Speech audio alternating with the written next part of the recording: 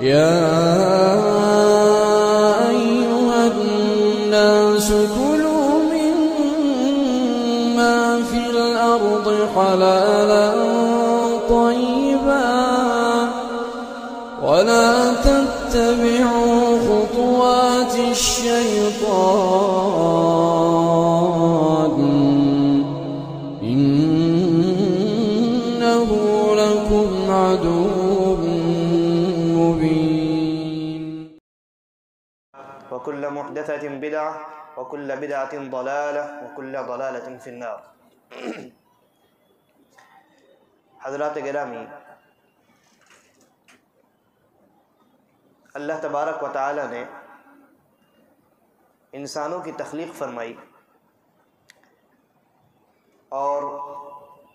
ان کی تخلیق کے بعد زمین و آسمان کو ان کے فائدے کے لیے ان کے قابو میں کر دیا، اور دنیا جہان کی نعمتیں اللہ تبارک و تعالی نے انسان کو عطا کی۔ ان نعمتوں میں خود انسان کی یہ جان ہے۔ اسی طریقے پر انسان کو اللہ تبارک و تعالی نے بطور نعمت دنیا کے اندر مال بھی عطا کیا ہے۔ مال یہ اللہ رب العالمین کی عظیم نعمتوں میں سے ایک نعمت، اور قرآن مجید کے اندر اللہ تبارک و تعالی نے ارشاد فرمایا کہ ہم یہ کہا کہ قیامت کے دن جو نعمتیں اللہ نے تم کو دنیا میں دی تھیں، ان نعمتوں کے متعلق اللہ تبارک و تعالی ضرور تم سے سوال کرے گا۔ نبی اکرم صلی اللہ علیہ وسلم نے ارشاد فرمایا کہ قیامت کے دن ایک بندہ جب میدان محشر میں حساب و کتاب کے لیے کھڑا ہوگا تو اس کے دونوں قدم اس کے جگہ سے ہل نہ سکیں گے اس وقت تک جب تک وہ 4 یا 5 سوالات کے جوابات نہ دے دے۔ اور ان 4 یا 5 سوالات میں ایک سوال یہ بھی ہوگا کہ مال جو تیرے پاس تھا تو نے ایک تو یہ کہ اسے کہاں سے کمایا، اور دوسرا یہ کہ مال کمانے کے بعد کہاں خرچ کیا۔ یہ سوال اللہ تبارک و تعالی قیامت کے دن کرے گا۔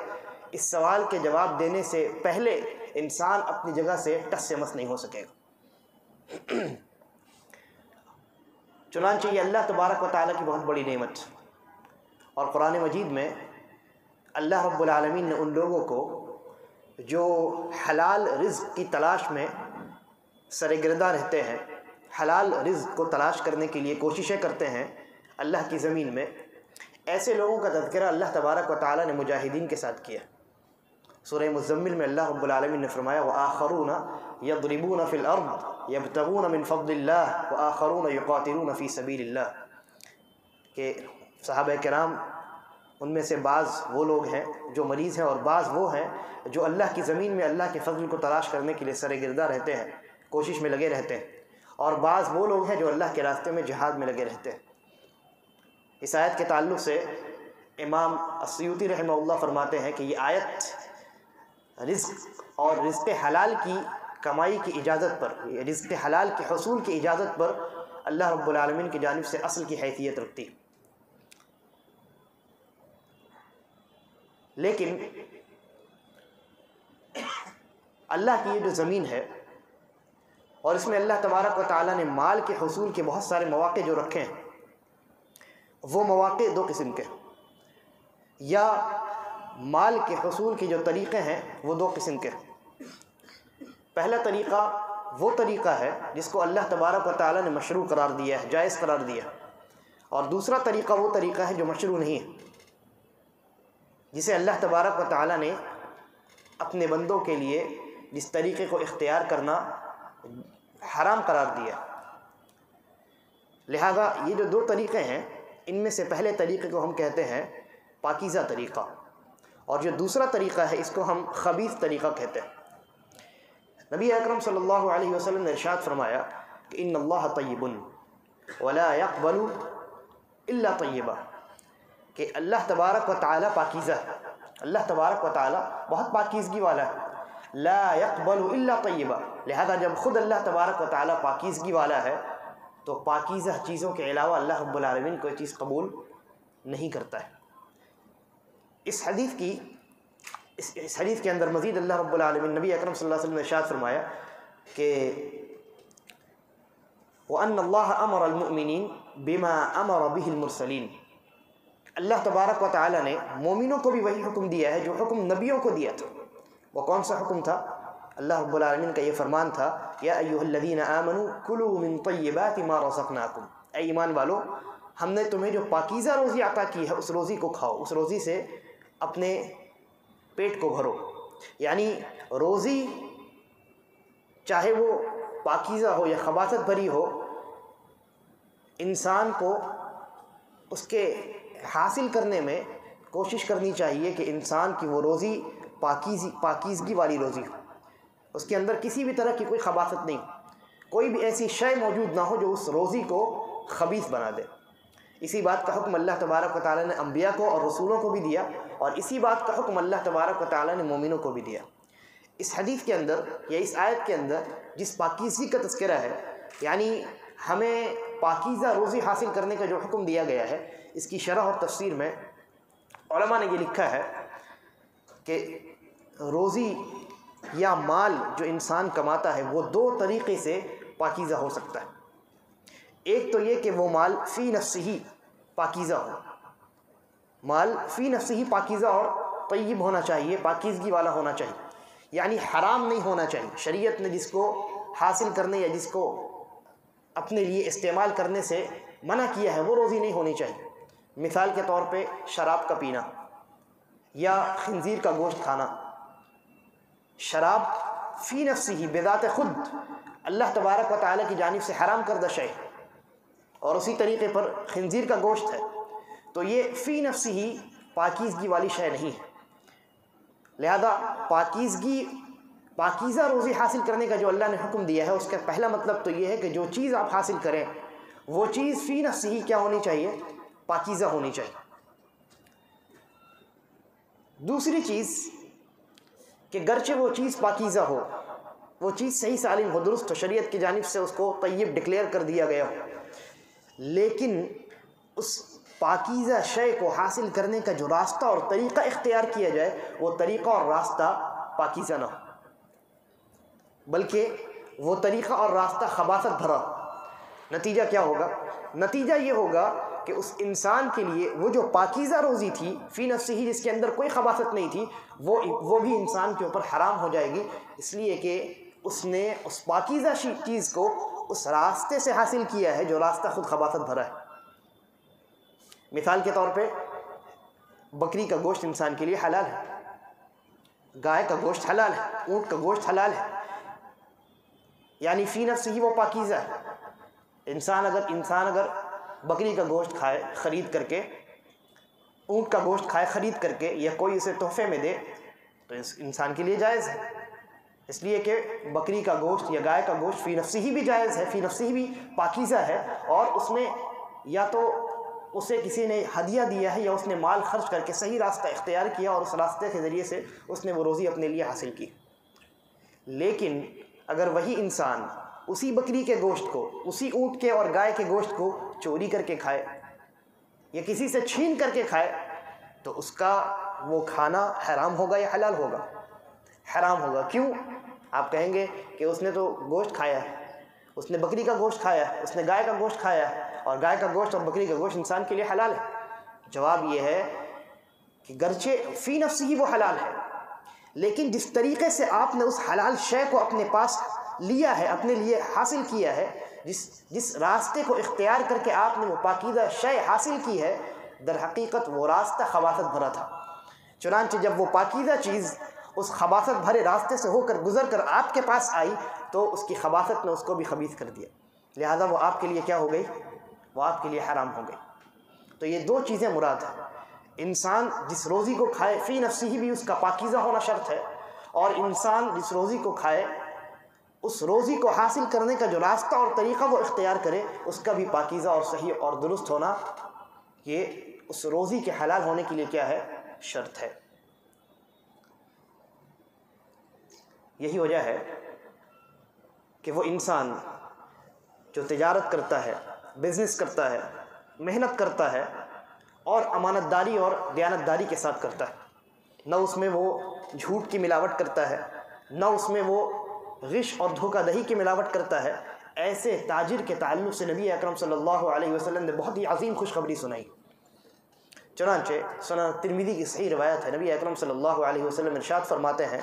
کہ ان التاجر الامین الصدوق مع الانبیاء یوم القیامہ۔ کتنی عمدہ اور بہترین خوشخبری ہے۔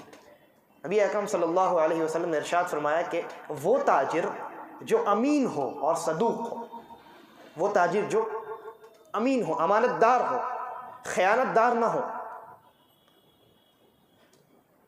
دھوکہ دہی کے ذریعے سے تجارت نہ کرتا ہو،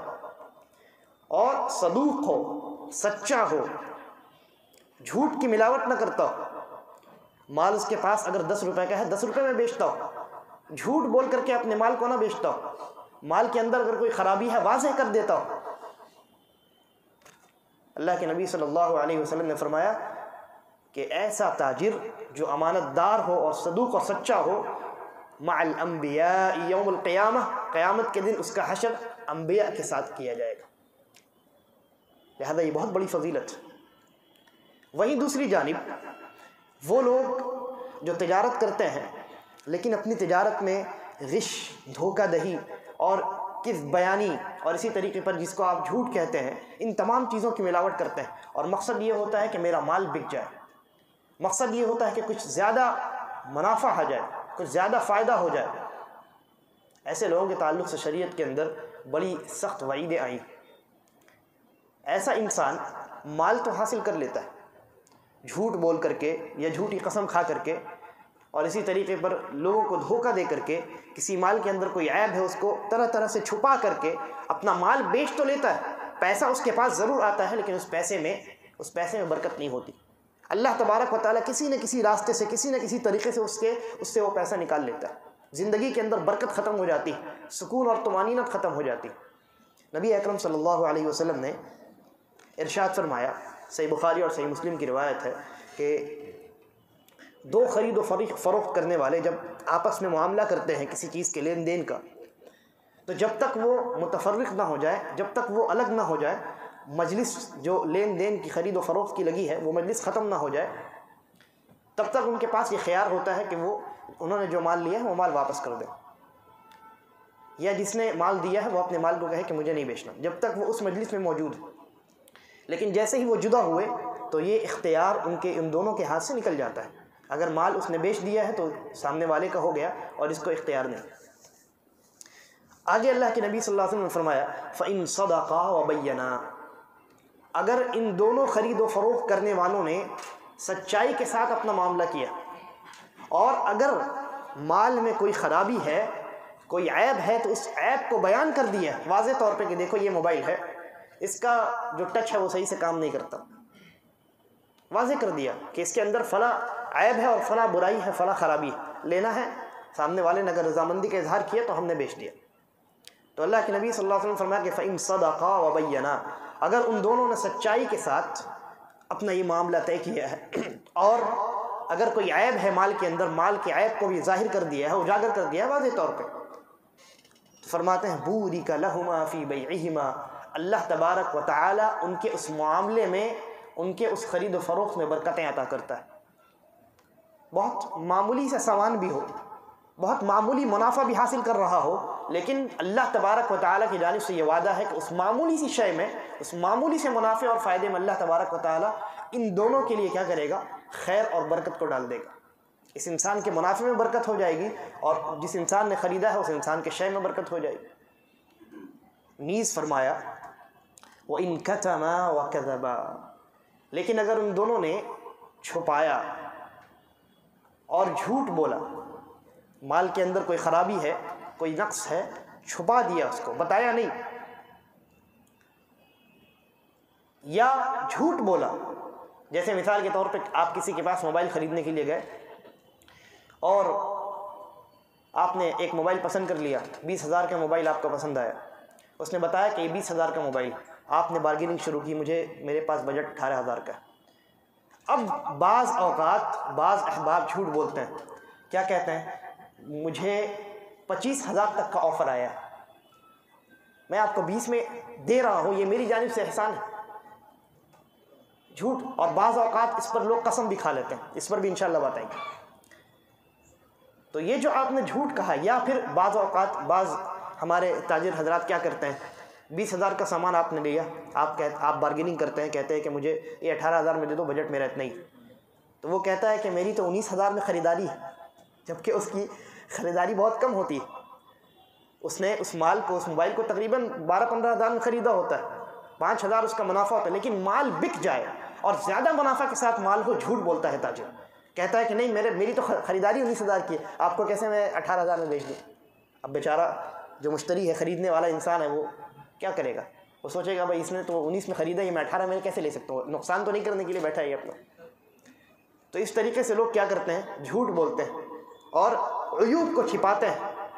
بہت سارے حضرات ہمارے ایسے ہوتے ہیں، میں موبائل کی مثال اس لیے زیادہ دے رہا ہوں کیونکہ یہ مارکیٹ ایریا ہے اور یہاں موبائل کی چیزیں اشیاء زیادہ ملتی ہیں، اور عام طور سے موبائل کے معاملے میں ہی اس طرح کی بہت ساری، یعنی الیکٹرانک جو چیزیں ہیں اس میں اس طرح کی چیزیں بہت زیادہ ہوتی ہیں۔ مثال کے طور پہ ایک آدمی کا موبائل خراب ہو گیا، اس کو اب بیچنا ہے موبائل کبھی کبھی کیا ہوتا ہے، اس کے موبائل میں یہ خرابی ہے کہ کبھی کبھی اس کا موبائل سوئچ آف ہو جاتا ہے، ہمیشہ نہیں ہوتا۔ تو اگر اس انسان کو وہ موبائل بیچنا ہو کسی کو، تو اس کے اوپر واجب ہے کہ وہ موبائل لے کر کے جائے اور کہے کہ یہ موبائل ہے اور اس کے اندر فلاں خرابی ہے کہ یہ جو موبائل ہے یہ کبھی کبھی رہے بند ہو جاتا ہے، سوئچ آف ہو جاتا ہے، ایسے ساری چیزیں صحیح ہے لیکن یہ خرابی اس کے اندر۔ اگر سامنے والے نے رضامندی کا اظہار کیا، کہا ٹھیک ہے مجھے چلے گا، اس نے جو معاملات طے پائے اور جو قیمت طے پائی اس نے وہ قیمت لی اور موبائل دے دی، یہ ہوا صحیح طریقہ۔ لیکن ہمارے یہاں کیا ہوتا ہے، ہمارے یہاں ہوتا یہ ہے کہ موبائل کے اندر یہ خرابی ہے کہ کبھی کبھی موبائل بند ہو جاتا ہے، موبائل اس کو اب بیچنا ہے، سیکنڈ ہینڈ بیچنا ہے، وہ جاتا ہے کسی آدمی کے پاس، کسی سے رابطہ ہوتا ہے، موبائل لے کر کے جاتا ہے، یہ موبائل بہت اچھا ہے، میں نے لیا ہے، اس کو بہت مینٹین کر کے رکھا ہے، کوئی خرابی نہیں، جھوٹ بولتا ہے۔ اور اگر جھوٹ نہ بھی بولے تو کم از کم عیب کو واضح نہیں کرتا کہ اس موبائل کے اندر فلاں عیب ہے۔ اب اتفاق سے اگر موبائل اسی کے سامنے بند ہو گیا تو وہ پکڑا گیا کہ یہ تو موبائل بند ہو جاتا ہے بھائی آپ کا، اور اگر بند نہیں ہوا تو سامنے والا بے وقوف بن گیا، اور یہ بڑا خوش ہوا کہ میں نے موبائل نے بھی میرا ساتھ دیا، قسمت نے ساتھ دیا کہ میں نے موبائل جو ہے وہ جس کے اندر خرابی تھی میں نے اتنے میں بیچ ڈالا۔ یہ جو حربہ ہے، یہ جو طریقہ ہے، یہ مذموم ہے، شریعت کے اندر جائز نہیں۔ نبی اکرم صلی اللہ علیہ وسلم نے ارشاد فرمایا کہ وَإِن كَتَمَا وَكَذَبَا، اگر انہوں نے چھپایا، عیوب کو چھپایا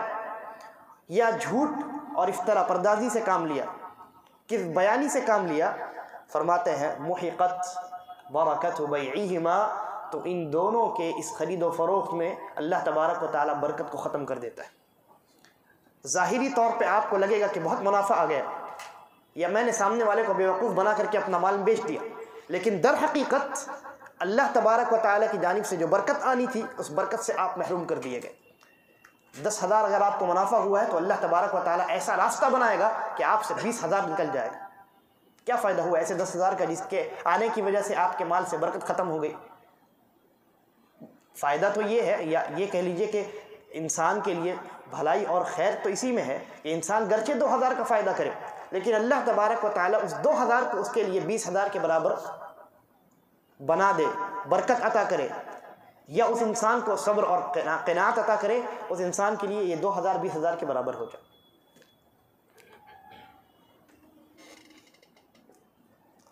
یہی وجہ ہے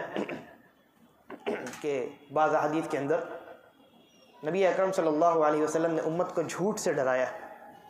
کسی بھی معاملے میں جھوٹ کا استعمال کر کے انسان اگر فائدہ اور منافع حاصل کرنے کی کوشش کرتا ہے، اس معاملے کے اندر نقص اور خرابی پیدا ہو جاتی ہے، اور وہ معاملہ بجائے اس کے کہ اس کے ہاتھ میں خیر اور بھلائی کا باعث ہو،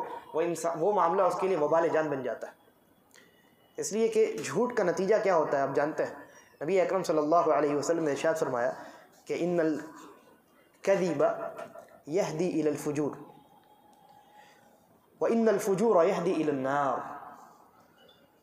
وان الرجل لیکذب حتی یکتب عند اللہ کذابا۔ یہ جو جھوٹ ہے یہ ایسا عمل ہے جو انسان کو فسق و فجور کی جانب لے جاتا ہے، یعنی جھوٹ یہ فسق و فجور کا دروازہ ہے۔ ایک انسان نے ایک مرتبہ جھوٹ بولا، دوسری مرتبہ اس جھوٹ کو چھپانے کے لیے جھوٹ بولا، اور یہ سلسلہ اس کا چلتا چلا گیا، پھر وہ انسان جھوٹ بولنے کا عادی ہو جاتا ہے۔ جس جھوٹ کو اس نے پہلی مرتبہ بڑی جرأت سے بولا تھا، ایک ہفتے کے بعد بہت ہی آسانی اور بلا تعمل بے جھجک وہ لوگوں کے درمیان جھوٹ بولتا نظر آتا ہے۔ آپ نے دیکھا ہوگا بہت سارے تجار حضرات کو، تاجر حضرات کو، کہ وہ جھوٹ بول کر کے اپنا مال بیچتے ہیں، اور جب ان کو تنبیہ کی جائے تو وہ کہتے ہیں کہ اگر جھوٹ نہیں بولا جائے مارکیٹ میں تو دھندا نہیں چلے گا۔ کہتے ہیں نا، جھوٹ اور دھوکہ دہی سے اگر کام نہیں لیا جائے تو بھی دھندا بند ہو جائے گا۔ آپ کیا چاہتے ہیں میں دھندا بند کر کے بیٹھ جاؤں؟ نبی اکرم صلی اللہ علیہ وسلم نے فرمایا کہ یہ جو جھوٹ ہے یہ انسان کو فسق و فجور کی جانب لے جاتا ہے، اور فسق و فجور کا نتیجہ کیا ہے؟ وَإِنَّ الْفُجُورَ يَهْدِي إِلَى النَّارِ۔ انسان جھوٹ بولتا ہے، بولتے بولتے فسق و فجور میں بڑھ جاتا ہے، گناہ اور معصیت میں اتنا بڑھ جاتا ہے کہ بالآخر اس کا اختتام آگ پر ہوتا ہے، جہنم اس کا ٹھکانہ بنا دیا جاتا ہے۔ اور وہ انسان جھوٹ بولنے کی وجہ سے وہ اس قدر جھوٹ بولتا ہے کہ اللہ تبارک و تعالیٰ کے ہاں وہ جھوٹا لکھ دیا جاتا ہے، فائنلی لکھ دیا جاتا ہے کہ یہ انسان جھوٹا ہے، اس لیے کہ اس نے دنیا میں پہلی مرتبہ بڑی جرأت سے جھوٹ بولا، پھر اس کے بعد جھوٹ بولنے میں بڑھتا چلا گیا، نتیجے کے طور پہ دیگر جو معصیات ہیں اور گناہ کے امور ہیں وہ اس میں ہی ملوث ہو گیا۔ اس لیے کہ انسان جھوٹ کیوں بولتا ہے؟ دنیاوی فائدہ حاصل کرنے کے لیے۔ جب انسان جھوٹ بول کر کے دنیاوی لذت اور دنیاوی فائدہ ایک مرتبہ حاصل کرتا ہے اور اس عمل کو وہ جاری رکھتا ہے تو پھر وہ دین سے دور ہوتا چلا جاتا ہے اور دنیا سے قریب ہوتا چلا جاتا ہے۔ لہذا دنیا حاصل کرنے کے لیے بے شمار گناہ کے امور انجام دیتا ہے اور پھر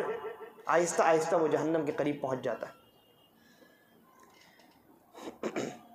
اسی طریقے پر حضرت ابو ہریرہ رضی اللہ عنہ بیان فرماتے ہیں کہ میں نے نبی اکرم صلی اللہ علیہ وسلم کو ارشاد فرماتے ہوئے سنا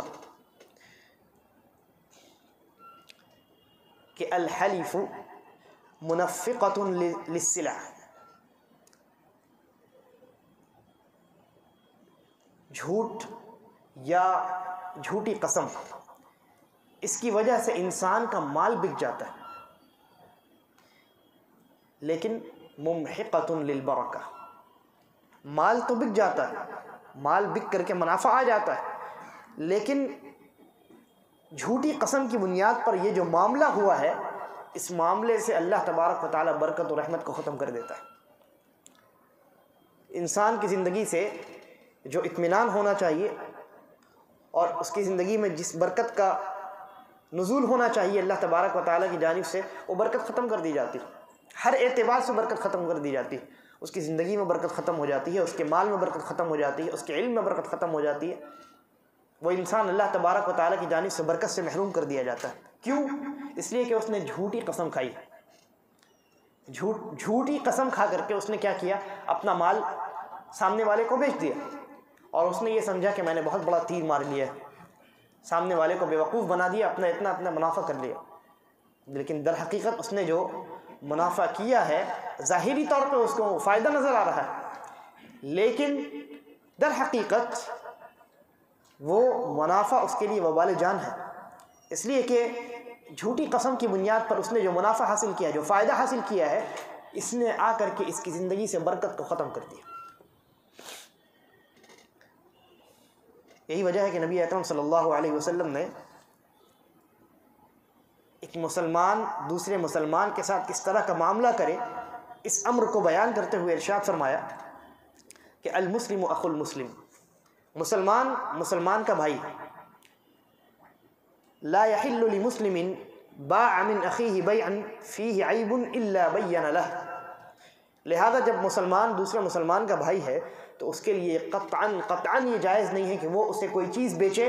اور اس کا عیب بیان نہ کرے۔ یعنی ایک انسان اپنا مال بیچتا ہے، اگر یہ معاملہ اور خرید و فروخت جو وہ کر رہا ہے وہ اگر کسی غیر مسلم کے ساتھ تو بھی حرام ہے، اور تب بھی اس کو وہ شناعتیں اور وہ قباحتیں حاصل ہوں گی، لیکن اگر اس کا معاملہ مسلمان کے ساتھ طے پا رہا ہے اور مسلمان کے ساتھ اپنے اس معاملے میں وہ جھوٹ سے یا دھوکہ دہی سے اور فریب کاری سے کام لے رہا ہے تو یہ بہت بڑا امر ہے، بہت سنگین معاملہ ہے، اس لیے کہ یہ اس اخوت کے منافی ہے جس کو اللہ تبارک و تعالیٰ نے قائم کیا۔ اللہ تبارک و تعالیٰ نے ایک مسلمان کو دوسرے مسلمان کا کیا بنایا؟ بھائی بنایا۔ کیا آپ اپنے سگے بھائی کو دھوکہ دینا پسند کرتے ہیں؟ نہیں کرتے ہیں۔ جب آپ سگے بھائی کو دھوکہ دینا پسند نہیں کرتے ہیں، اس بھائی کو آپ دھوکہ کیسے دے سکتے ہیں جس کو اللہ تبارک و تعالیٰ نے آپ کا اور ہمارا بھائی بنایا؟ لہذا یہ اخوت جو ہے اللہ تبارک و تعالیٰ کی جانب سے، مسلمان کا بھائی ہے۔ اگر اس اخوت کو آپ توڑتے ہیں، اس اخوت میں فریب کاری کا دخول ہوتا ہے، دھوکہ دہی کا دخول ہوتا ہے، جھوٹ اور اس طرح کی جو غلیظ چیزیں ہیں یہ داخل ہو جاتی ہیں، یہ جو آپ کا بھائی چارہ ہے جس کو اللہ تبارک و تعالیٰ نے قائم کیا ہے، اس بھائی چارے کے اوپر اثر پڑتا ہے۔ لہذا نبی اکرم صلی اللہ علیہ وسلم نے فرمایا کہ ایک مسلمان دوسرے مسلمان کا بھائی ہے، اور اس اخوت کا تقاضا یہ ہے کہ جب کوئی کسی مسلمان کے ساتھ خرید و فروخت کرے تو اور زیادہ اس بات کا خیال رکھے کہ کسی قسم کی دھوکہ دہی نہ ہو۔ اگر کوئی معاملہ، کوئی چیز اس کو بیچے، فروخت کرے اور اس کے اندر کوئی عیب ہو تو بغیر عیب کے بیان کیے ہوئے نہ بیچے۔ اسی طریقے پر نبی اکرم صلی اللہ علیہ وسلم نے ایک حدیث کے اندر ارشاد فرمایا کہ ثلاثۃ لا یکلمہم اللہ یوم القیامہ ولا ینظر الیہم، تین قسم کے لوگ ایسے ہیں قیامت کے دن جن کی جانب اللہ تبارک و تعالی نظر رحمت نہیں کرے گا۔ میدان محشر میں جب ہر انسان کو اللہ کی جانب سے رحمت کی امید ہوگی اور ہر انسان اللہ کی رحمت کا محتاج ہوگا، ایسی صورتحال میں تین قسم کے ایسے لوگ ہیں جن کی جانب اللہ تبارک و تعالی غیظ اور غصے کی وجہ سے نظر رحمت نہیں کرے گا۔ اور اسی پر بس نہیں، بلکہ لا یکلمہم اللہ، اللہ تبارک و تعالی ان سے بات تک نہیں کرے گا۔ وہ تین قسم کے لوگ کون ہیں؟ نبی اکرم صلی اللہ علیہ وسلم فرماتے ہیں رجل حلف علی سلعۃ لقد اعطى بها اکثر مما اعطى وهو کاذب۔ پہلا تو وہ شخص ہے جو اپنے مال کو جھوٹ بول کر کے، جھوٹی قسم کھا کر کے بیچے اور سامنے والے کو یہ کہے کہ مجھے اس مال کا اتنا مل رہا تھا، یعنی تم جتنا دے رہے ہو اس سے زیادہ مل رہا تھا، جبکہ حقیقت میں ایسا نہ ہو۔ مال کو بیچنے کے لیے جھوٹی قسم کھائے کہ اللہ کی قسم میرا یہ مال 25,000 میں بک رہا تھا، آپ ہمارے پڑوسی ہیں فلاں ہیں، لہذا میں آپ کو 20,000 میں دینے کے لیے تیار ہوں۔ اس طرح کا معاملہ آپ دیکھیں معاشرے میں کتنا ہوتا ہے، ہر دو قدم پہ آپ کو اس طرح کے الفاظ دو لوگوں کے درمیان سننے کو ملے۔ تو یہ بہت ہی سنگین امر ہے، اور اللہ تبارک و تعالیٰ کی نظر میں یہ معاملہ بڑا خطرناک ہے۔ تو ایک وہ انسان ہے جو اپنے مال کو جھوٹی قسم کھا کر کے بیچے اور یہ کہے کہ مجھے اس مال کا بہت زیادہ مل رہا تھا لیکن میں نے آپ کو اتنے میں دے دیا، یا میں آپ کو اتنے میں دینے پر تیار ہوں۔ اسی طریقے پر دوسرا وہ انسان ہے وَرَجُلٌ حَلَفَ عَلَى يَمِينٍ كَاذِبَةٍ بَعْدَ الْعَصْرِ لِيَقْتَطِعَ بِهَا مَالَ امْرِئٍ مُسْلِمٍ، وہ انسان جو عصر کے بعد، در حقیقت عصر کے بعد جو ہے یہ فرشتوں کے ڈیوٹی کے چینجنگ کا وقت ہوتا ہے۔ اس وقت میں جو صبح والے فرشتے ہوتے ہیں ان کی ڈیوٹی ختم ہو جاتی ہے، وہ جا رہے ہوتے ہیں، اور جو شام والے فرشتے یا رات والے فرشتے ہوتے ہیں ان کی ڈیوٹی لگ رہی ہوتی ہے۔ تو یہ ایک ایسا وقت ہوتا ہے جس وقت فرشتے دونوں فرشتے آپس میں ملاقات کرتے ہیں، ایک چلے جاتے ہیں اور دوسرے آتے ہیں۔ تو بطور خاص، یعنی کہنے کا شراح الحدیث نے لکھا ہے کہ یہاں مراد رات کا یا دن کا جو اخیر حصہ ہوتا ہے وہ، اس لیے کہ آج ہمارے معاشرے میں لائٹ ہے لہذا 12 بجے رات تک مارکیٹ چلتی رہتی، لیکن اس زمانے میں 12 بجے رات تک مارکیٹ نہیں چلتی تھی، بلکہ اندھیرا ہونا شروع ہوا اور اجالے کے تمام کام بند کر دیے جاتے ہیں، مارکیٹ بند ہو جاتی،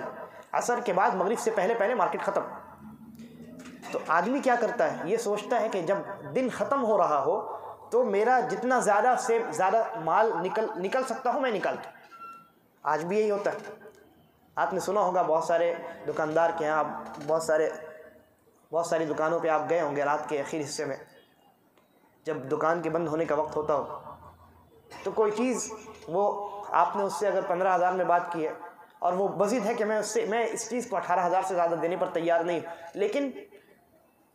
بارگیننگ آپ زیادہ کریں گے تو پھر وہ یہ کہہ کر کے اپنے مال کو چھڑا دیتا ہے کہ چلیے رات کا یہ مارکیٹ بند ہو رہی ہے اسی لیے میں آپ کو 15 میں دے دیتا ہوں۔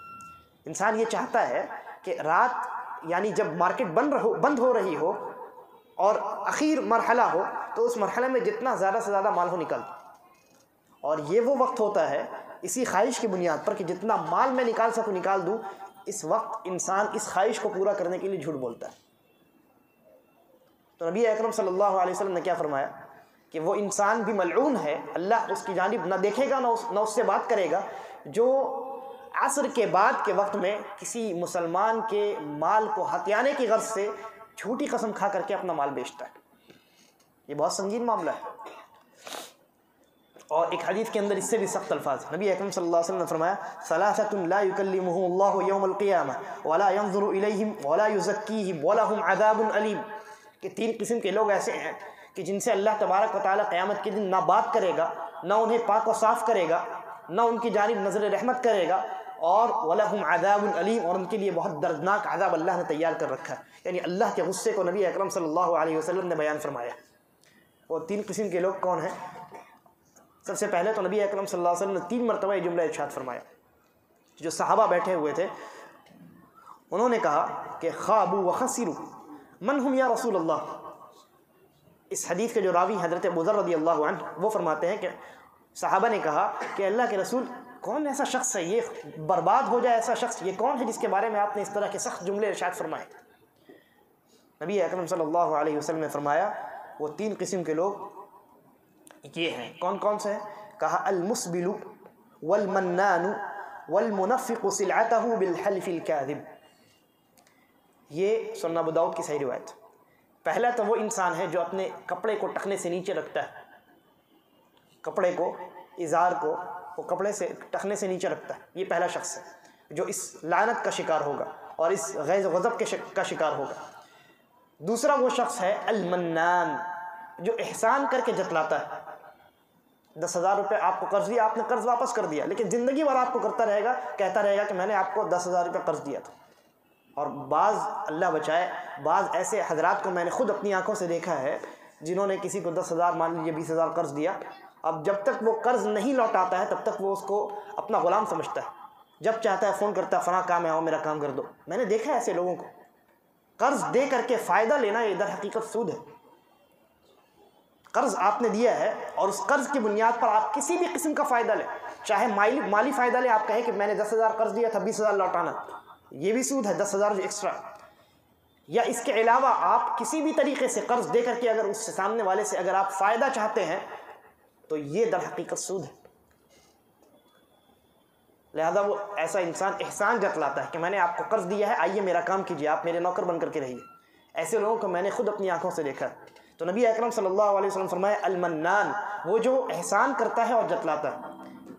مدد کر دیا کسی کی اور پھر زندگی بھر جتلاتا رہتا ہے کہ میں نے تمہاری مدد کی تھی، 10 جگہ ڈھنڈورا پیٹتا ہے کہ میں نے فلاں آدمی کی مدد کی ہے اور میں نے اس کے اوپر احسان کیا۔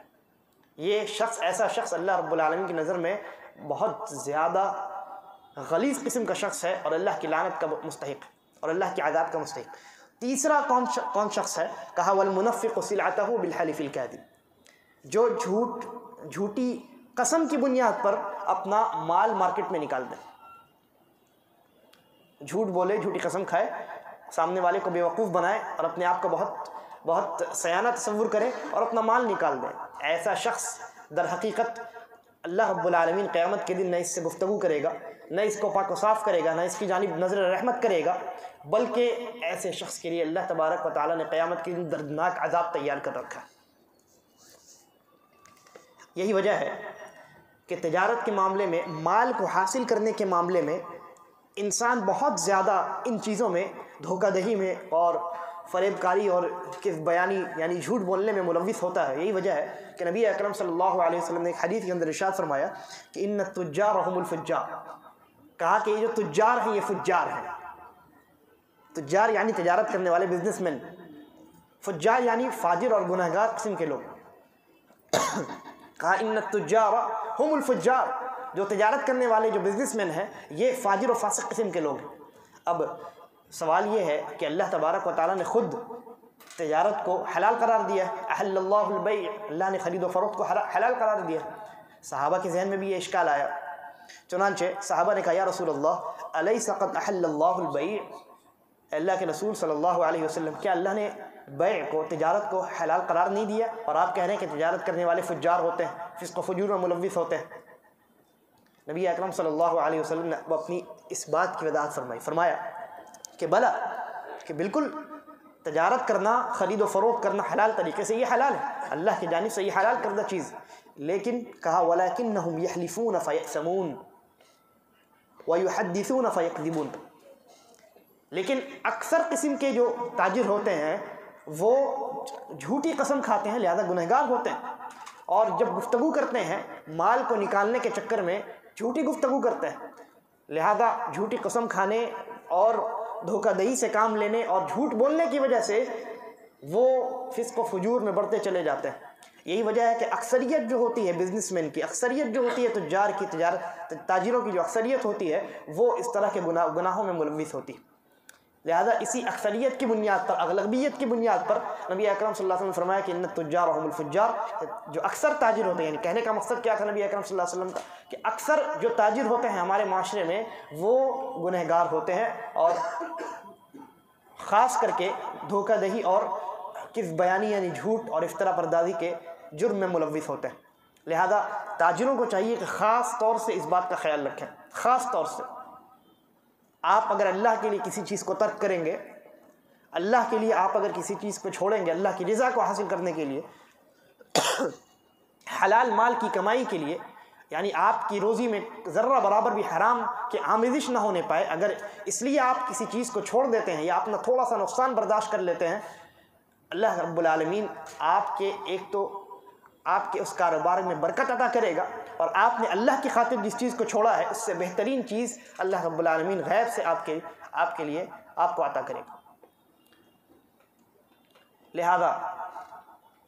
خاص کر کے تاجروں کو یہ چاہیے کہ وہ اپنی تجارت میں اللہ رب العالمین کا تقوی اختیار کریں۔ اگر تجارت چھوٹی ہے، بہت کم منافع ہو رہا ہے، لیکن اگر وہ تاجر اللہ کی رضامندی کے لیے حلال رزق کماتا ہے اور حرام کی آمیزش سے، حرام کی ملاوٹ سے بہت بچ کر کے رہتا ہے، گرچہ اس کا منافع بہت کم ہو، لیکن اس کم منافع میں اللہ تبارک و تعالیٰ اس کے گھر کو چلائے گا، اس کی زندگی میں برکت کا نزول کرے گا۔ قرآن مجید کے اندر اللہ تبارک و تعالیٰ نے ارشاد فرمایا وَمَن يَتَّقِ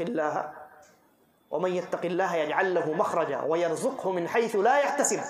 کہ جو اللہ کا تقوی اختیار کرتا ہے اللہ تبارک و تعالیٰ مشکلات سے نکلنے کے راستے اس کے لیے بنا دیتا ہے، وَيَرْزُقْهُ مِنْ حَيْثُ لَا يَحْتَسِبُ، اور ایسے راستے سے اس کو روزی عطا کرتا ہے کہ جس کا وہ انسان اپنے وہم و گمان میں بھی اس راستے کا خیال نہیں لا سکتا تھا، غیب سے ایسے طریقے سے انسان سوچ بھی نہیں سکتا تھا کہ یہاں سے رزق اور روزی بھی آ سکتی۔ لیکن شرط کیا ہے؟ اللہ کا تقوی اختیار کرنا پڑے گا، حلال روزی کی سعی اور کوشش کرنی پڑے گی، حرام روزی اور حرام طریقے کو اختیار کرنے سے اپنے آپ کو بچانا پڑے گا۔ حضرات گرامی، یہ تمام باتیں ان لوگوں کے تعلق سے ہے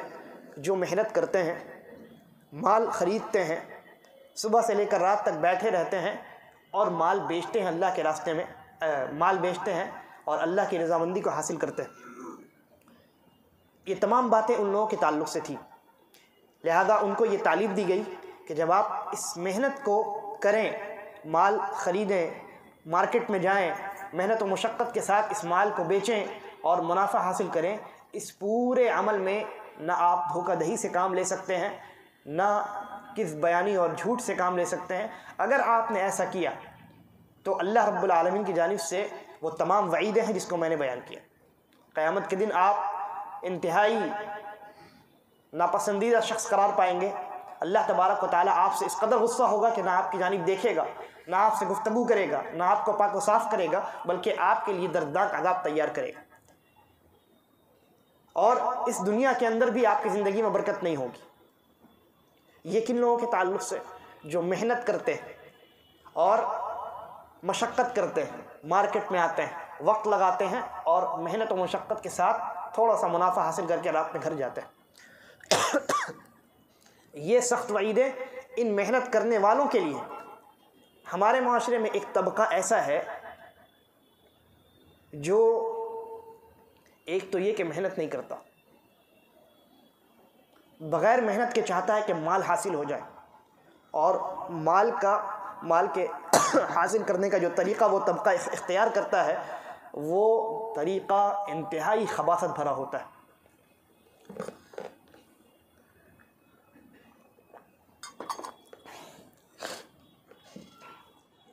بعض نوجوان حضرات ہمارے معاشرے میں ایسے ہیں جو یہ چاہتے ہیں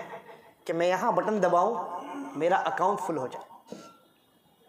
آپ سمجھ رہے ہیں میں کن کی بات کر رہا ہوں؟ دیکھیے غور کیجیے، شریعت کے اندر ان لوگوں کے متعلق جو محنت کے باوجود دھوکہ دہی سے کام لیتے ہیں اور فریب کاری سے کام لیتے ہیں، جھوٹ بولتے ہیں، ان کے لیے اس قدر سخت قسم کی وعیدیں سنائیں گے۔ اور وہ لوگ جو نہ محنت کریں نہ مشقت کریں اور اس کے باوجود ان کے اس عمل میں، یا یہ کہہ لیجئے کہ ان کا پورا عمل جھوٹ، فریب کاری اور دھوکہ دہی پر مبنی ہو، ایسا شخص یا ایسے لوگ شریعت کی نظر میں کس قدر گرے ہوئے ہوں گے۔ بعض ہمارے خاص کر کے یہ بیماری جو ہے نوجوانوں کے اندر، وہ چاہتے ہیں کہ شارٹ کٹ طریقہ اختیار کیا جائے اور بغیر محنت کے آسانی کے ساتھ مال انسان کو حاصل ہو جائے، اپنا فائدہ ہو جائے، سامنے والا چاہے جس اسٹیٹس میں ہو، سامنے والے کو چاہے جتنا نقصان ہو، اس سے ہمیں کوئی مطلب نہیں۔ وہ کیا کرتے ہیں؟ وہ موبائل اور لیپ ٹاپ لے کر کے بیٹھتے ہیں، لوگوں کو فون کرتے ہیں اور فون کر کے لوگوں کو بیوقوف بنانے کا کام کرتے ہیں۔ یہی اس کی تعریف، بیوقوف بناتے ہیں کہ میں فلاں کال سینٹر سے بول رہا ہوں، آپ کا ڈیبٹ کارڈ ختم ہو گیا، کریڈٹ کارڈ ختم ہو گیا ہے، وہ جو ڈیجٹ لکھی ہے اس کے پیچھے وہ بتائیے، اپنا پن کوڈ بتائیے، او ٹی پی بتائیے، میں یہاں سے رینیو کر دیتا ہوں۔ بیچارہ سیدھا سادہ آدمی جو اپنی زندگی میں مشغول ہے، محنت و مشقت کر کے اپنی اور اپنے اہل و عیال کا پیٹ بھرتا ہے، اسے کیا معلوم؟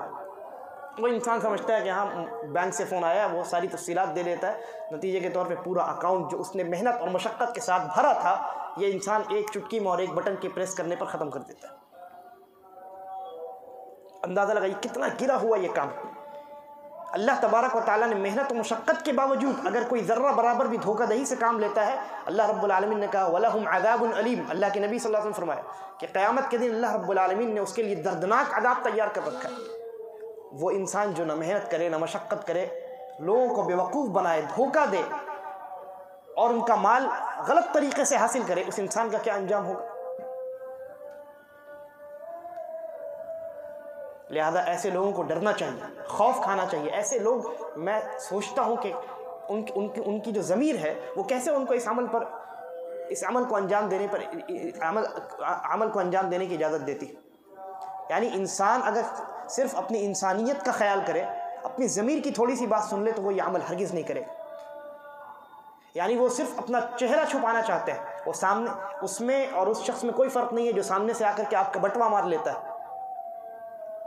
لیپ ٹاپ کے پیچھے بیٹھ کر کے لوگوں کا مال ہڑپنے والے اور سامنے سے بٹوا مارنے والے میں کوئی فرق نہیں۔ فرق صرف ایک ہے کہ سامنے والا، یعنی جو سامنے سے آ کر کے آپ کا بٹوا مارتا ہے، اس کے اندر تھوڑی سی زیادہ ہمت ہوتی ہے، وہ اپنا چہرہ دکھا دیتا ہے آپ کو، اور وہ جو لیپ ٹاپ کے پیچھے بیٹھ کر کے آپ کا مال پورا کا پورا ہڑپ لیتا ہے، وہ در حقیقت اپنا چہرہ نہیں دکھانا چاہتا۔ فرق صرف اتنا ہی ہے، ورنہ کام جو یہ کر رہا ہے وہی وہ بھی کر رہا ہے۔ یہ بھی پاکٹ مار ہے، یہ بھی پاکٹ مار ہے۔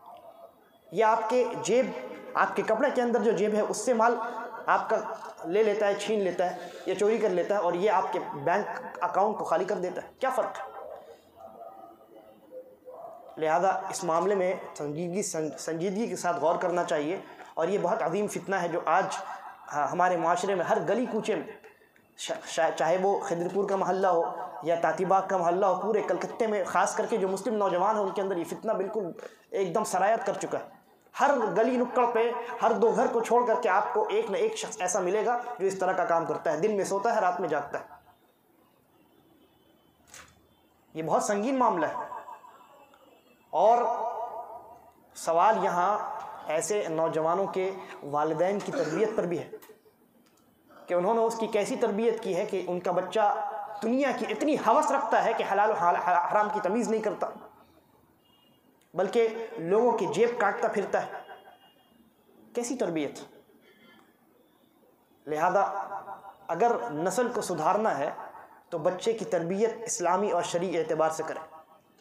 اس کے اندر دین اور ایمان اور اللہ اور رسول کی محبت کو بیٹھائیں، دنیا اور دنیا داری سے اس کو بہت دور رکھیں، تب جا کر کے آپ کی جو نسل تیار ہوگی وہ پاکیزہ نسل تیار ہوگی۔ لہذا وہ رزق بھی پاکیزہ تلاش کرے گی، خبیث رزق سے اپنے آپ کو بچائے گی۔ ایسے لوگوں کو ڈرنا چاہیے۔ نبی اکرم صلی اللہ علیہ وسلم نے ایسے لوگوں کے تعلق سے جو حرام مال کھاتے ہیں اور حرام مال سے ان کے جسم کی نشوونما ہوتی ہے، ان کے جو جسم ہے وہ پروان چڑھتے ہیں، نبی اکرم صلی اللہ علیہ وسلم نے ایسے لوگوں کے تعلق سے فرمایا لن يدخل الجنة لحم نبت من سحت النار اولی به،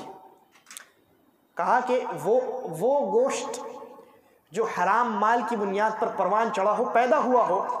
لن يدخل الجنہ، جنت میں وہ داخل ہو ہی نہیں سکتا۔ فرمایا النار اولی به، اس گوشت پر آگ کا زیادہ حق ہے۔ اور دوسری حدیث کے اندر آپ نے فرمایا کہ لا يدخل الجنة جسد غذی بالحرام،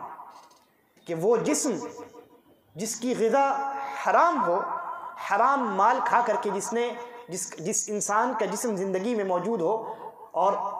اس نے حرام مال سے اس جسم کی نشوونما کی ہو، اللہ کے نبی صلی اللہ علیہ وسلم نے فرمایا کہ لا يدخل الجنہ، ایسا جسم جس کی غذا حرام ہو جنت کے اندر ہرگز داخل نہیں ہو سکتا۔ لہذا رزق کے حاصل کرنے میں انسان کو بہت محتاط رہنا چاہیے، تجارت کے معاملے میں بھی، اور انسان اگر کسی دوسرے طریقے سے حلال طریقے سے رزق حاصل کرتا ہے، جیسے نوکری کرتا ہے، جاب کرتا ہے، تو وہاں بھی اس کے اوپر جو ذمہ داری ہے اس ذمہ داری کو مکمل طور پر ادا کرے۔ اگر وہ ذمہ داری میں کوتاہی کرتا ہے اور سیلری مکمل لیتا ہے تو یہ بھی در حقیقت ایک طریقے کی دھوکہ دہی ہے، یا یہ کہہ سکتے ہیں کہ اس عمل کی وجہ سے، ذمہ داری میں کوتاہی کی وجہ سے در حقیقت اس نے ناحق طریقے پہ کچھ مال حاصل کر لیا۔ لہذا جس راستے سے بھی آپ مال کو حاصل کریں، روزی کو حاصل کریں، دیکھیں کہ وہ راستہ اولاً تو درست ہے یا نہیں۔ اگر وہ راستہ درست ہے تو اس راستے پر لگ جائیں، اور اگر وہ راستہ درست نہیں ہے، پاکیزہ راستہ نہیں ہے، خباثت بھرا راستہ ہے، تو اس راستے سے کوسوں دور چلے جائیں۔ اور یہاں جہاں مردوں کے لیے نصیحت ہے، وہیں خواتین اسلام کے لیے بھی نصیحت ہے۔ بسا اوقات مرد جو اپنا ٹریک چینج کرتا ہے، حلال راستے کو چھوڑ کر کے حرام راستے کی جانب جاتا ہے، وہ در حقیقت بعض خواتین کی وجہ سے ہوتا ہے۔ بعض ایسی خواتین ہوتی ہیں جو اپنے شوہروں کو مجبور کرتی ہیں، اپنے بھائیوں کو مجبور کرتی ہیں، گھر میں ان کی زندگی اجیرن بنا دیتی ہے، اور ان کے اوپر اتنا دباؤ ڈالتی ہیں کہ اسے اس راستے کو تبدیل کرنا ہوتا ہے۔ ایسے مرد کو صبر کرنا چاہیے، حلال راستے کو اختیار کرنا چاہیے، لیکن ایسی خواتین کو بھی نصیحت ہے شریعت کی جانب سے کہ وہ اپنے اس رویے کو تبدیل کریں۔ سلف میں جو خواتین تھیں، ان کی جو بیویاں تھیں اور ان کی جو بہنیں تھیں، وہ اس قدر محتاط تھیں کہ جب ان کے شوہر گھروں سے نکلتے رزق اور روزی کو حاصل کرنے کے لیے، مال کمانے کے لیے، تو وہ ان کا دامن پکڑ لیتی اور دامن پکڑ کر کے کہتی کہ خبردار حرام روزی کے قریب بھی نہ جانا، فَإِنَّنَا نَصْبِرُ عَلَى الْجُوعِ وَلَا نَصْبِرُ عَلَى النَّارِ، اس لیے کہ ہم بھوک پر صبر کر سکتی ہیں لیکن آگ پر صبر نہیں کر سکتی۔ امام بیہقی رحمہ اللہ نے شعب الایمان کے اندر ایک واقعہ نقل کیا، اور اس کی سند صحیح ہے، کہ ایک خاتون تھی، وہ آٹا گوندھ رہی تھی۔ ان کے گھر میں ان کے شوہر کے پیسے سے جو آٹا آتا تھا، اس آٹے کو پانی ملا کر کے گوندھ رہی تھی تاکہ روٹی بنائے۔ گوندھتے گوندھتے خبر آئی کہ ان کے شوہر کا انتقال ہو گیا۔ دیکھیے کس قدر احتیاط کرتی تھی سلف کی خواتین کہ ان کے پیٹ میں ایک ذرہ بھی حرام کا نہ جائے۔ آٹا گوندھ رہی تھی، اتنے میں خبر آئی کہ تمہارے شوہر کا انتقال ہو گیا۔ اپنے ہاتھ کو آٹے سے نکال لیا اور کیا کہا کہ اب اس آٹے کے اوپر صرف میرا حق نہیں ہے بلکہ میرے شوہر کا انتقال ہوا ہے، اس کے جتنے وارثین ہیں ان تمام وارثین کا حق اب اس آٹے میں ہو گیا، لہذا یہ آٹا صرف میرے لیے جائز نہیں ہوا۔ اور ایک دوسری روایت ہے، وہ بھی شعب الایمان ہی کی ہے غالباً، اور وہ بھی صحیح ہے۔ ایک عورت اس زمانے میں، سلف کے زمانے میں، ایک عورت اپنے گھر میں موجود تھی اور اس کے گھر میں ایک دیا جل رہا تھا، جس کو ہم چراغ کہتے ہیں، جو تیل سے جلتا ہے، جل رہا تھا۔ اتنے میں خبر آئی کہ اس کے شوہر کا، تمہارے شوہر کا انتقال ہو گیا۔ وہ عورت اٹھی اور اس نے سب سے پہلے اس دیے کو بجھایا اور کہا کہ یہ جو تیل ہے، جس تیل میں یہ دیا جل رہا ہے، یہ میرے شوہر کا ہے۔ اس تیل سے نفع اور فائدہ حاصل کرنا یہ صرف میرے لیے جائز نہیں ہے، اس لیے کہ جس طریقے سے میرے شوہر کے مال میں دوسرے وارثین کا حق ہے، اسی طریقے پر یہ تیل بھی میرے شوہر کا ہے، میرے شوہر کا مال ہے، لہذا اس میں صرف میرا حق نہیں۔ اور امام احمد رحمہ اللہ کے زمانے میں، امام خطیب البغدادی رحمہ اللہ نے اس واقعے کو ذکر کیا ہے، امام احمد رحمہ اللہ کے زمانے میں ایک خاتون تھی، مخہ غالباً ان کا نام تھا، جو بشر الحافی رحمہ اللہ کی بہن تھی۔ بشر الحافی رحمہ اللہ، اور ان کا گھرانہ بہت پاکیزہ گھرانہ تھا، بہت یعنی زہد و ورع میں اور تقوی میں بہت مشہور گھرانہ تھا۔ تو یہ خاتون یہ امام احمد رحمہ اللہ کے پاس آئی اور انہوں نے ایک سوال کیا۔ اب دیکھیے سوال کیسا بہترین سوال ہے۔ انہوں نے کہا کہ میرا گزر بسر ان کپڑوں کے ذریعے سے ہوتا ہے جن کو میں اپنے گھر میں بیٹھ کر کے سیتی ہوں اور پھر اس کو مارکیٹ میں لے جا کر کے بیچ دیتی ہوں، اور چونکہ میرے یہاں تیل کا پیسہ نہیں ہے، لہذا میں چاندنی رات میں اپنے گھر پہ، میرے گھر پہ جو چاند کی روشنی آتی ہے، اس روشنی میں بیٹھ کر کے میں رات میں اپنے گھر میں سوت کاٹتی ہوں اور کپڑا بنتی ہوں، اور جب صبح ہوتی ہے تو میں اس کپڑے کو لے جا کر کے مارکیٹ میں بیچ دیتی ہوں۔ ایک دفعہ یہ ہوا کہ میرے گھر کے پاس سے حکومت کے چند سپاہیوں کا گزر ہوا، جس کے ہاتھ میں مشعل تھی۔ مشعل یعنی وہ ایک لکڑی ہوتی ہے جس میں کپڑا بندھا ہوتا ہے اور تیل لگا ہوتا ہے، اور اس میں آگ جل رہی ہوتی ہے۔ اس زمانے میں رات میں گشت کرنے کے لیے استعمال کیا جاتا تھا۔ تو وہ کہتی ہیں کہ وہ سپاہی مشعل کو لے کر کے میرے گھر کی کھڑکی پر آ کر کے رکے اور آپس میں کچھ بات کرنے لگے۔ جتنے دیر وہ ٹھہرے رہے، ان کے مشعل سے جو روشنی، آگ سے روشنی نکل رہی تھی، وہ کھڑکی سے داخل ہو کر گھر کے اندر داخل ہوئی، اور میں نے اس روشنی میں دو چند کپڑے بن لیے۔ پوچھتی ہے امام احمد رحمہ اللہ سے کہ کیا اس کپڑے کو بیچ کر کے اس کا پیسہ اپنے لیے استعمال کرنا میرے لیے جائز ہے؟ اندازہ لگائیے احتیاط کس قدر ہے۔ اور امام احمد رحمہ اللہ نے بھی جواب بہت عمدہ دیا ہے۔ امام احمد رحمہ اللہ نے فرمایا کہ اگر یہ سوال آل بشر کے علاوہ کسی دوسرے نے کیا ہوتا تو میں اس کو اجازت دیتا، لیکن چونکہ بشر الحافی کا گھرانہ زہد و ورع اور تقوی میں بہت مشہور ہے اور معروف ہے، ان کے ہاں تقوی اعلیٰ طور پہ پایا جاتا ہے، لہذا تمہارے لیے جائز نہیں۔ یعنی تقوی کا تقاضا یہ ہے کہ تم اس کو چھوڑ دو، اس لیے کہ تم نے سوال کیا۔ یہ تھیں سلف کی خواتین، جنہیں یہ فکر ستاتی رہتی تھی کہ ان کے پیٹ میں ذرہ برابر بھی کوئی چیز ایسی نہ جائے جو حرام ہو یا جو حرام طریقے سے حاصل کی گئی۔ اور آج ہمارے معاشرے میں خواتین کا حال یہ ہے کہ وہ شوہروں کو اتنا پریشان کرتی ہیں، بھائیوں کو اتنا پریشان کرتی ہیں، والدین کو اتنا پریشان کرتی ہیں کہ مجھے فلاں چیز چاہیے تو چاہیے، اب آپ چوری کر کے لائیں، ڈکیتی کر کے لائیں، آپ کی مرضی۔ یہ سلف کا طریقہ نہیں، یہ شریعت کا طریقہ نہیں، یہ اسلامی خواتین کا رویہ نہیں ہے۔ اسلامی خاتون اس فکر کے ساتھ زندگی گزارتی ہے کہ اس کی زندگی اللہ اور اس کے رسول کے بتلائے ہوئے طریقے کے مطابق حلال روزی سے اس کی اور اس کی اولاد کی پرورش ہو، اس کے گھر کے اندر اللہ اور اس کے رسول کی باتیں ہوں، اور اس کے گھر میں کہیں بھی کسی بھی طریقے سے اور کسی بھی کونے سے کسی بھی قسم کی حرام شے داخل نہ ہونے پائے۔ لہذا جہاں شریعت نے مردوں کو تنبیہ کی ہے کہ وہ مال کے کمانے میں احتیاط ہمیشہ اپنی نظروں کے سامنے رکھیں اور حرام راستوں سے، حرام طریقوں سے، حرام رزق اور روزی سے کوسوں دور رہیں، وہیں شریعت نے خواتین کو بھی یہ تنبیہ کی ہے اور یہ تعلیم دی ہے، نصیحت کی ہے کہ وہ بھی حرام مال کے حاصل کرنے یا اس کے استعمال کرنے میں احتیاط سے کام لیں، اور یہ کوشش کریں کہ ان کے گھر کے اندر ان کے شوہر یا ان کے بھائی یا ان کے والد یا کسی بھی طریقے سے، کسی بھی راستے سے حرام روزی داخل نہ ہونے پائے۔ اللہ تبارک و تعالیٰ سے دعا ہے کہ وہ ہمیں صحیح سمجھ کی توفیق عطا فرمائے، ہمارے مال میں برکت عطا فرمائے، ہماری رزق اور ہماری روزی میں برکتیں عطا فرمائے، اور جب ہمارا خاتمہ ہو تو اسلام اور ایمان پہ ہو۔ ھذا واللہ اعلم وصلی اللہ علی نبینا وسلم، والسلام علیکم ورحمۃ اللہ وبرکاتہ۔